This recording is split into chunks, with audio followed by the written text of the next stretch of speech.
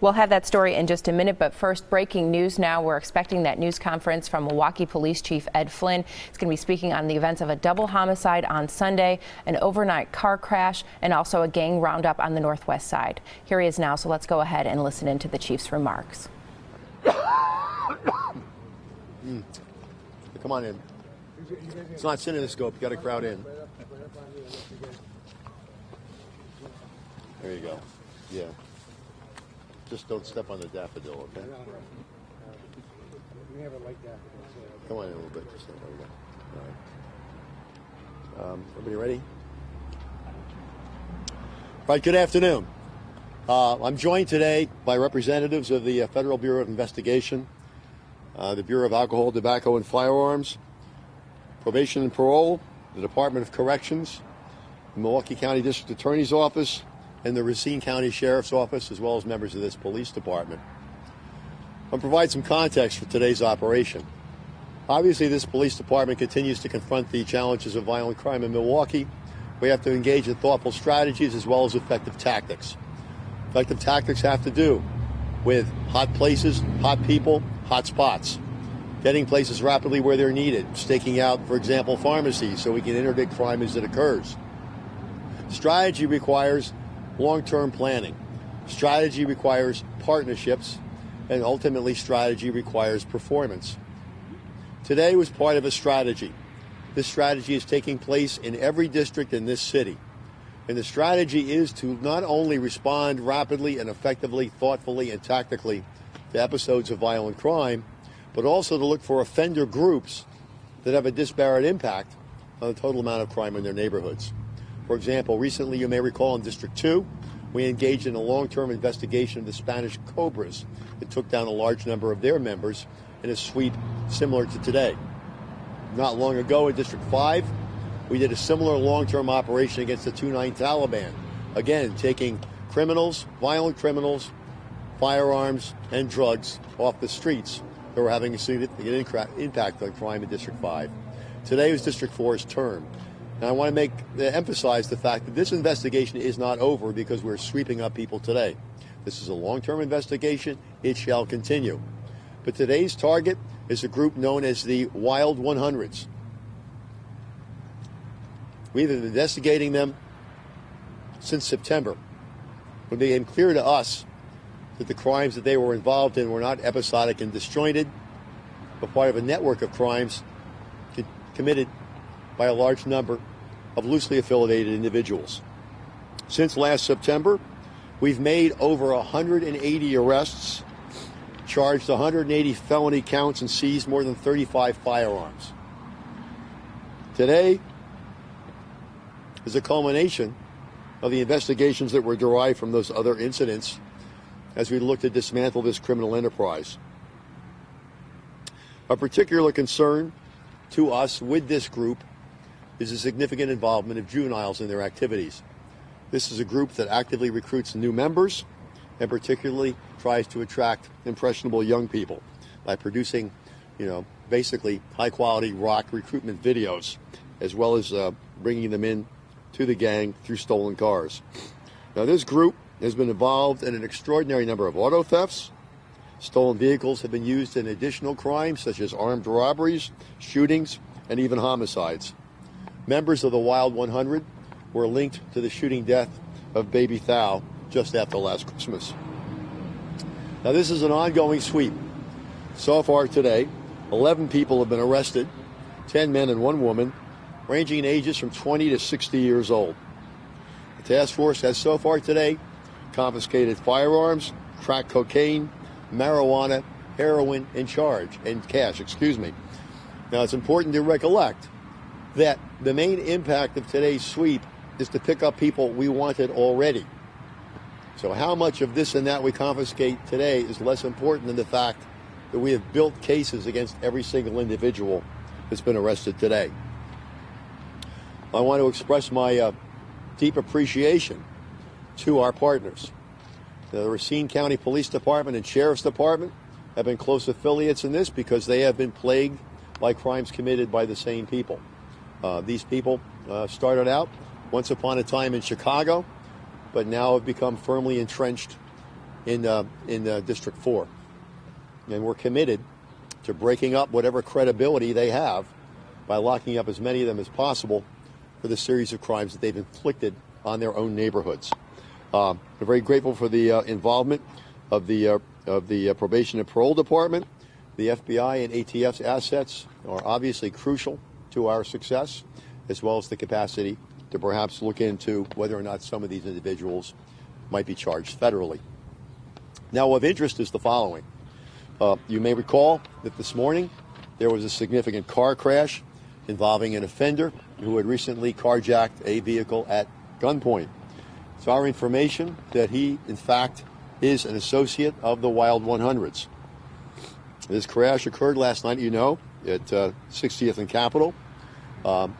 Within our policy, the police were chasing a vehicle they knew to have been taken in an armed, violent confrontation.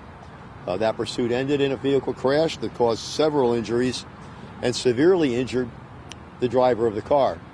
That individual, according to our information, was PNB at the scene, but a police officer performed CPR on him and brought him back. Although it's our understanding he's in very grave condition at the hospital right now, that officer clearly recognized his responsibility to save lives, even as he was apprehending a dangerous criminal. The three occupants from the other vehicles, 2 females ages 38 and 46, and a 34-year-old male, were all transported for non-life-threatening injuries to a local hospital. A 41-year-old male was not injured and remained on the scene. Now, that 16-year-old has been wanted since February for a probation violation.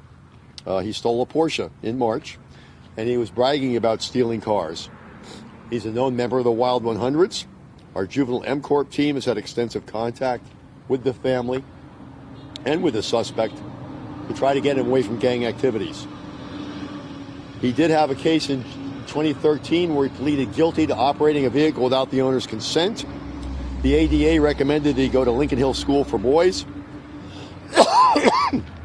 The county probation department disagreed with that recommendation and recommended minimal probation, despite the fact we had information that indicated he had gang ties that included crimes of violence and possession of firearms. The judge sentenced him to 1 year of low-risk probation with the Running Rebels supervision. Now, during that period of time, he refused to put a GPS on, but due to state law and policy limitations, the probation department could not compel him to wear that GPS. So he was allowed to refuse to wear the GPS monitor as requested by probation. And since there's no juvenile violation of probation law, he pretty much has been unsupervised ever since. I understand there may be some other people out there that may be willing to talk more about that issue. But the fact is that where he is now is in no small part due to the fact that he has been functionally unsupervised and unpunished. We also have some additional information. Some of you may already heard that I got a phone call today from Superintendent McCarthy in the Chicago Police Department informing me that Ricky Ricardo Childs III had been located in a motel room with his girlfriend. Last night at 7:30, the Milwaukee Police Department produced a warrant that was signed by a judge for his arrest in connection with the shooting death from the motor vehicle accident last Sunday. Chicago Police and United States Marshal Service entered the hotel room, whereupon Mr. Childs took his own life with his firearm. So that's a recent development in that case.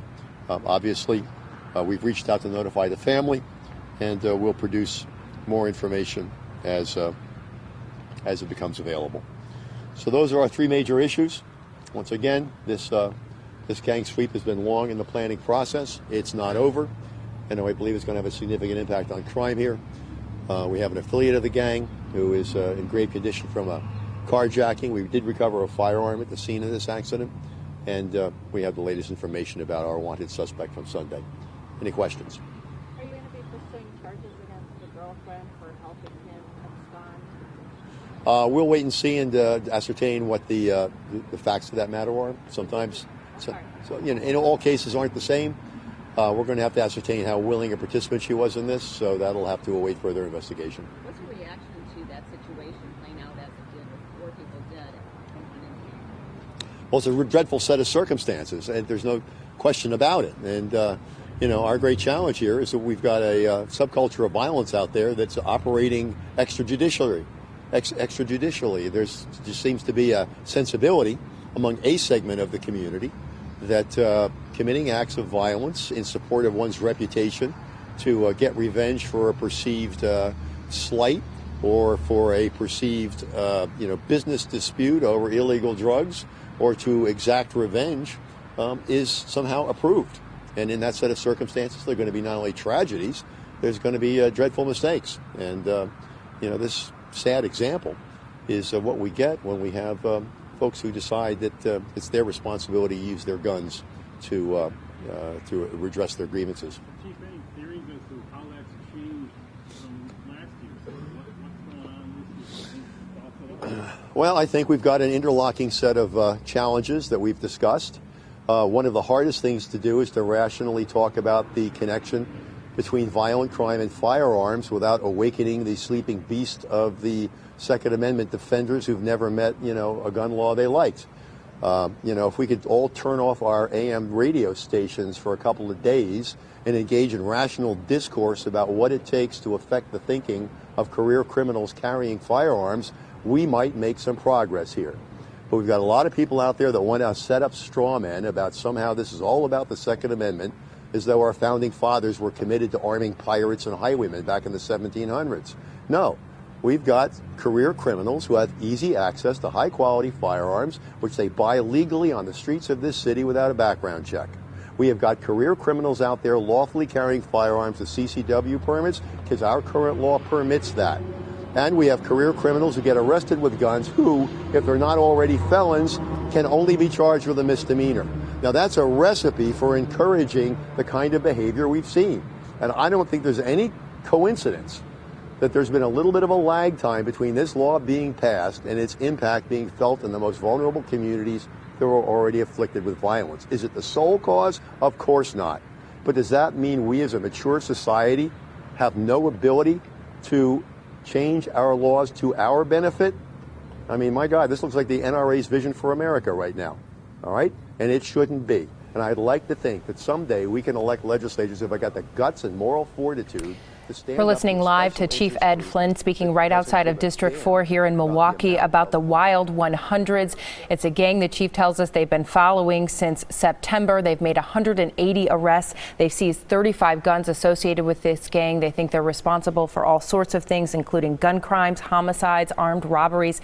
They arrested 11 more people today and say that investigation is ongoing and they're planning to make more arrests. Also speaking about the overnight crash that happened at 60th and Capitol that involved 5 cars, including a stolen car driven by a 16-year-old. The chief says that 16-year-old is a known member of the Wild 100s.